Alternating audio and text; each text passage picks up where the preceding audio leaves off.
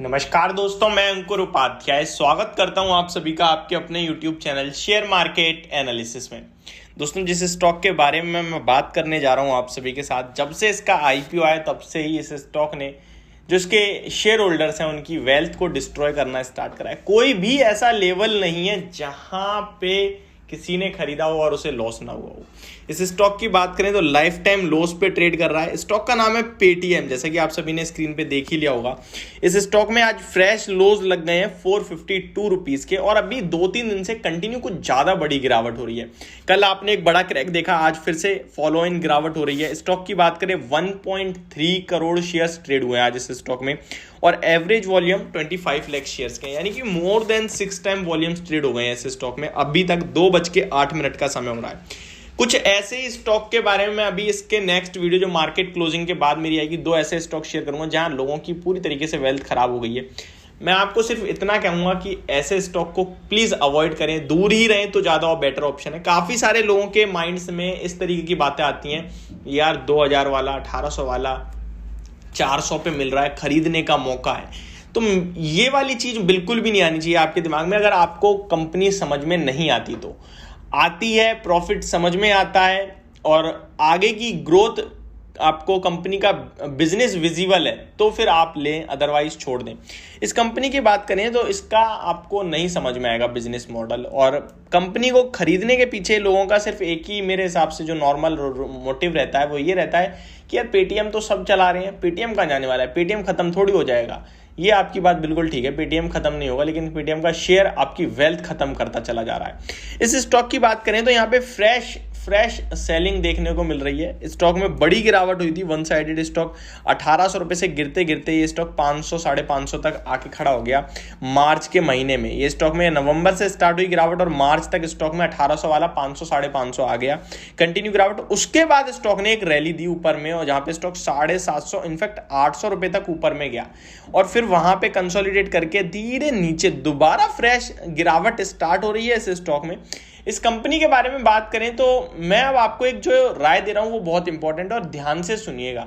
जिसके पास है और हो रहा है 20-25% का नुकसान, उन्हें बेचना नहीं है। अब क्यों नहीं बेचना है? क्योंकि गिरावट तो ये हो गई है और ये गिरावट और होगी, बट बेचना नहीं है इसलिए क्योंकि अब ये स्टॉक जिन लेवल्स पे है ना, यहां से गिरावट कम और अपसाइड ज्यादा है। ये 460 पे हो सकता है अगले एक हफ्ते के अंदर अंदर 400 रुपए पे आ जाए।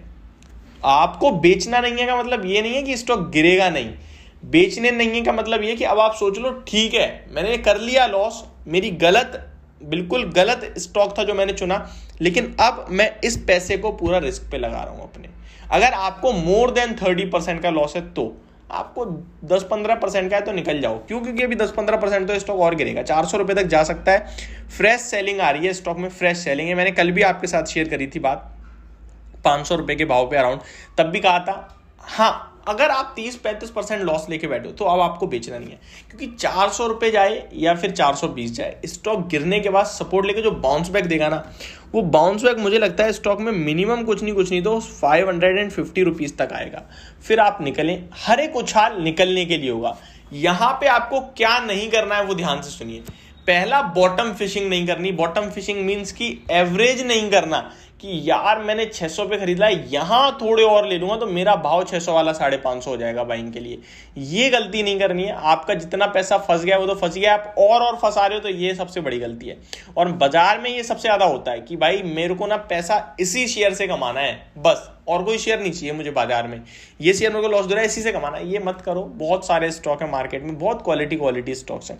नेक्स्ट, यहां पे आपको फ्रेश एंट्री भी नहीं लेनी है कि भाई बहुत गिर गया है, कल तक 1000 पे था, आज 500 रुपए पे 400 रुपए मिला है, खरीदना चाहिए। नहीं, कंपनी लॉस मेकिंग है, आपको पता ही है। रेवेन्यू के दम पे इस स्टॉक में ट्रेड होता है और रेवेन्यू अच्छा खासा बढ़ रहा है, नो डाउट, बट मुझे लगता है अभी भी ये स्टॉक आपको खरीदना नहीं चाहिए। बट बाउंस बैक एक आएगा, जिसके लिए मैं आपसे कह रहा हूं जो लॉस में वो बने रहे।